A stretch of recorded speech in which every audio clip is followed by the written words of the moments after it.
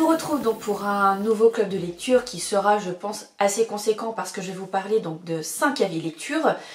Nous allons retrouver un rythme, je dirais, un petit peu plus normal par la suite. Voilà, parce que on a retrouvé le chemin du travail, l'école des enfants va arriver, le sport, etc. Donc forcément un rythme de lecture qui sera peut-être un petit peu moins important, mais toujours là quand même. Hein. Donc comme d'habitude ce sera des avis, donc je donnerai peut-être 1, 2 ou 3 à chaque fois. Il y aura peut-être des événements et autres bien entendu que je vous donnerai dans chaque vidéo. Et vous l'avez décidé, que je vous ai posé la question sur Instagram, si vous préfériez avoir une vidéo courte chaque semaine ou plutôt une vidéo un peu plus longue toutes les 2 semaines. Vous avez préféré une vidéo courte toutes les semaines, donc ça va être le cas. Donc voilà, on va reprendre tranquillement le rythme et donc c'est parti.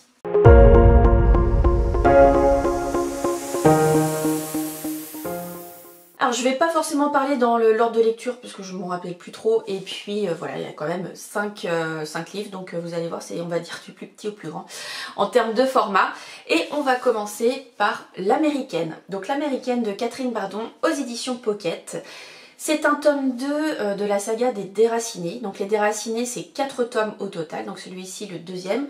On a de la chance, plus ça va, plus ils sont plus petits, j'ai en termes de nombre de pages, même si le quatrième est un petit peu plus important que le troisième. Mais voilà, c'est un petit peu moins que le tout premier. Dans ce tome 2, on va retrouver Ruth, qui est la fille d'Alma et de Will, qu'on a beaucoup suivi donc, dans le premier tome. J'ai beaucoup aimé, alors forcément on garde toujours le lien avec tous les personnages du tome 1, donc on voit leur évolution, mais vraiment là on est concentré sur Ruth, donc il quitte son île natale et qui va en fait à New York pour faire ses études de journalisme. Et en fait elle a une question qui va être présente en fait tout au long du livre, c'est par rapport à son identité. Voilà, ses parents sont nés en Autriche, sont partis pendant la Seconde Guerre mondiale pour atterrir en fait en République dominicaine. Elle fait ses études aux États-Unis et en fait elle est un petit peu perdue au niveau de son identité. Et donc on va la suivre dans les années 60, donc on a à peu près 6 ans qu'on suit avec elle. Donc on va voir tout son chemin, il va y avoir bien sûr des relations qui vont rentrer dans sa vie, voilà, on va la suivre vraiment. Moi, ce que j'ai apprécié, c'est surtout qu'on est vraiment à ses côtés. C'est ce que j'avais déjà apprécié en fait pendant la lecture du premier tome, donc vraiment d'être avec la personne, d'évoluer avec elle. Et on a aussi un deuxième point, c'est-à-dire qu'on a un point historique, donc là on sent les recherches en fait de l'autrice sur bien sûr la République dominicaine et tout ce qu'il y a autour, donc on va parler de Cuba, on va parler des États-Unis, etc. mais essentiellement de la République dominicaine, et je trouve que c'est très riche. Voilà, c'est pas forcément quelque chose que j'ai étudié particulièrement, mais je trouve que c'est intéressant et je trouve que c'est enrichissant en fait d'avoir ces éléments historiques. Donc voilà, c'est un tome que j'ai beaucoup aimé là encore, et je lis normalement le tome numéro 3 très prochainement, donc toujours en lecture commune avec Delphine. Alors ce sera certainement au mois de septembre, sauf avis contraire, mais en tout cas je vous en reparle bientôt.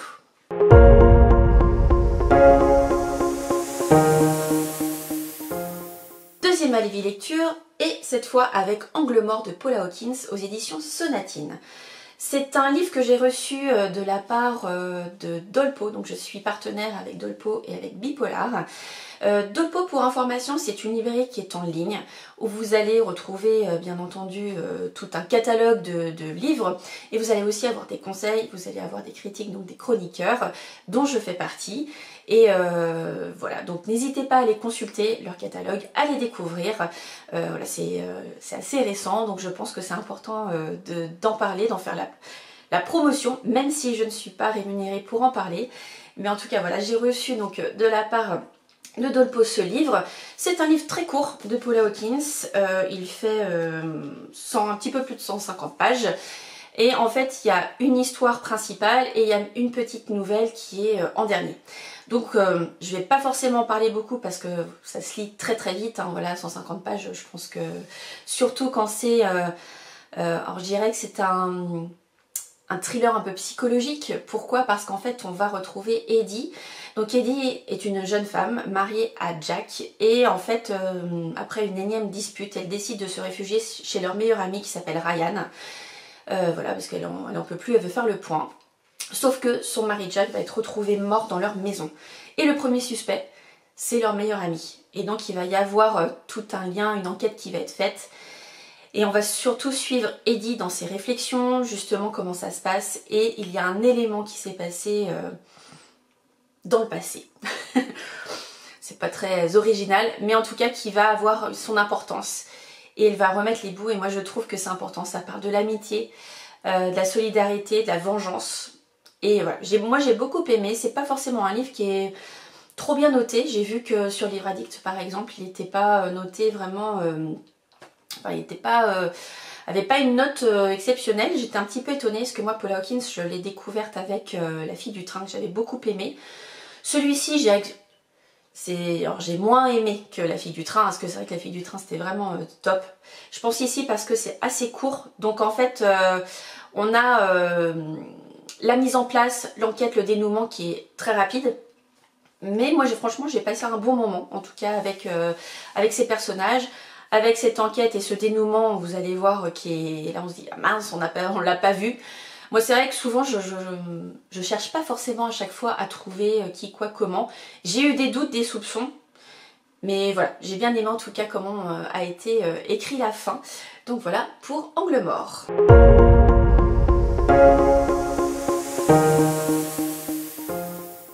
Troisième livre dont je vais vous parler, et cette fois je l'ai lu pour le book club, donc les Angevines Bookin. On devait lire donc 2 livres pendant l'été et celui-ci est le deuxième. Donc c'est Les mauvaises épouses de Zoé Brisby aux éditions Albin Michel. Il est déjà sorti aux éditions, enfin au format poche, donc n'hésitez pas à le prendre si vous le souhaitez. Donc cette histoire, c'est l'histoire d'un petit village qui est à côté de Las Vegas, donc dans le Nevada. Et en fait c'est un village où on fait des essais concernant la bombe atomique. Donc c'est un petit peu, je dirais, une ville à côté de la ville, parce que c'est un peu, ils sont un peu en huis clos entre guillemets, c'est-à-dire que bah voilà, il y a les hommes qui sont des chercheurs, des commandants, des militaires, et puis on a les femmes qui sont à côté, hein, c'est encore la condition, effectivement, les hommes travaillent, les femmes sont à la maison, bref. Et en fait, on va pas forcément parler des recherches sur la bombe atomique. Mais il se trouve qu'à chaque lancement, en fait, ils organisent des barbecues. Et donc, en fait, les femmes sont un petit peu là pour participer aussi à l'évolution et l'élévation de leur mari. Et forcément, il y a des petites guéguerres parce qu'il faut faire mieux qu'un tel, il faut faire mieux que ci. Il y a des petites histoires entre femmes. Et donc, il va y avoir une nouvelle femme qui arrive, qui s'appelle Charlie, qui va forcément, je dirais, bouleverser un petit peu tout ça. Mais en fait cette histoire, on va surtout suivre Summer. Summer qui est donc la femme d'un directeur technique qui est assez réputé aussi pour ses barbecues, l'ambiance qu'elle met. Puis elle représente aussi un idéal du couple avec son mari. Et donc l'arrivée de Charlie va bousculer un petit peu tout ça. Et moi j'ai beaucoup aimé cette histoire parce que vraiment on voit cette amitié entre femmes. Bien sûr, il y a aussi, comme je vous disais, cette petite guerre entre elles. Il va y avoir aussi de la solidarité, il va y avoir de l'émancipation. On va voir que, on va parler par exemple d'un détail, c'est l'évolution au niveau des tenues. Voilà, mettre un pantalon, c'était à cette époque-là, c'était pas forcément bien vu entre guillemets, mais on voit en fait l'évolution et l'émancipation de la femme, la liberté aussi. Enfin, vous allez voir, c'est vraiment très riche, je trouve. Très bien écrit. C'est le deuxième livre que je lis de l'autrice. J'avais lu Bon baiser de Copenhague, ou vous l'avez peut-être connu sous le nom Le syndrome de l'hippocampe, qui était aussi avec un thème très intéressant. Mais là j'ai trouvé que c'était, je dirais, plus riche. Et au niveau de l'écriture, j'ai vu, enfin pour moi j'ai vu l'évolution, et je trouve voilà, que c'était un roman très bien écrit. Et donc je vous conseille de découvrir Zoé Brisby si ce n'est pas déjà fait. Et j'ai un autre qui m'attend, c'est son dernier qui est La double vie de Donna Miller. Donc voilà, je le lirai, je ne sais pas encore quand, mais en tout cas, vous retrouverez certainement des avis des romans de Zoé Brisby prochainement par ici.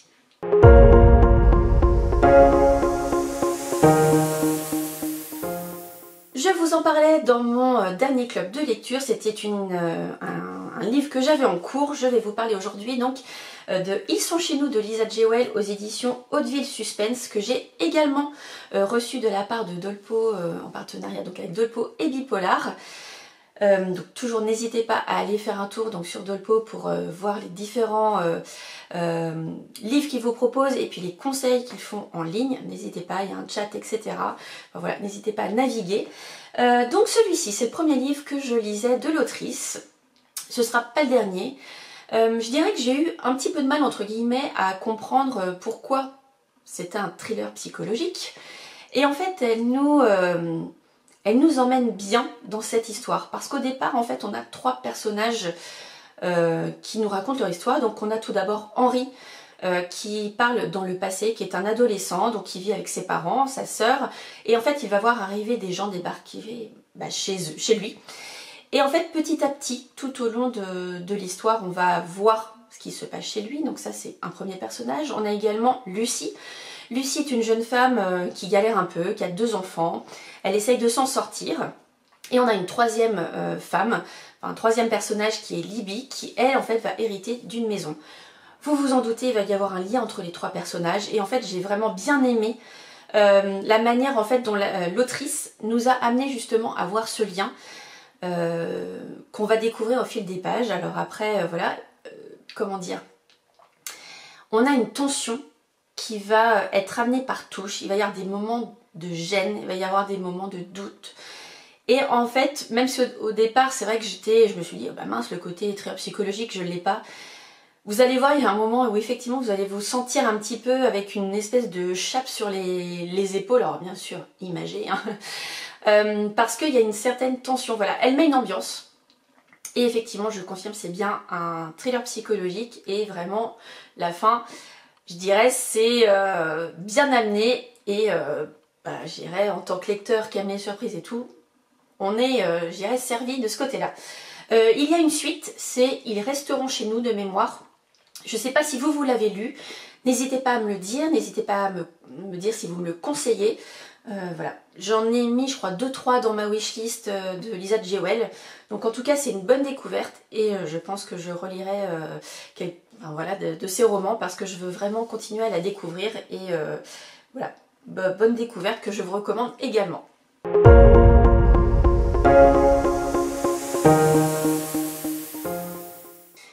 Toujours sur mes lectures en cours de mon dernier club de lecture, je vous en parlais, donc c'était avec Sophie Jomain, avec Et Viva la Vida aux éditions Charleston. Juste avant, je vous parlais de l'ambiance pesante. Là, c'est tout autre chose. On va passer un bon moment avec Marnie et Fran, qui sont 2 femmes qui vont se soutenir. Donc ici, on va parler de bien-être, de féminité, de lâcher prise, d'acceptation de soi et surtout de profiter de la vie. Donc c'est vrai que c'est pour moi quelque chose qui fait du bien.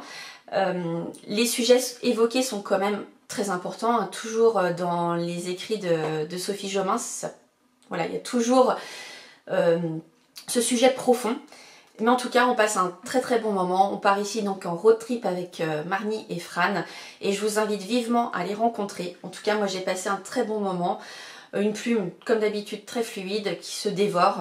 Voilà, je m'étais mis un challenge de le lire en une soirée. C'était raté, mais je l'ai lu en 2 jours. Donc j'estime quand même que c'est pas mal. Mais voilà, toujours un plaisir de retrouver Sophie Jomain et ses romans. Donc je sais que j'en ai dans ma palle pour Noël. Donc je pense que je vais en lire un aux périodes de Noël, novembre ou décembre. Je crois que c'est Les Personnages. Je sais pas s'il y a tous les... c'est ça, Les Personnages s'éveillent sous les flocons. Je pense que c'est celui-ci que je lirai la prochaine fois, donc pour Noël, voilà, pour me mettre dans l'ambiance. Donc voilà pour Sophie Jomain, n'hésitez pas à venir la découvrir si c'est pas déjà fait, ou sinon continuez et me dire vous, qu'est-ce que vous avez pensé de celui-ci si vous l'avez lu.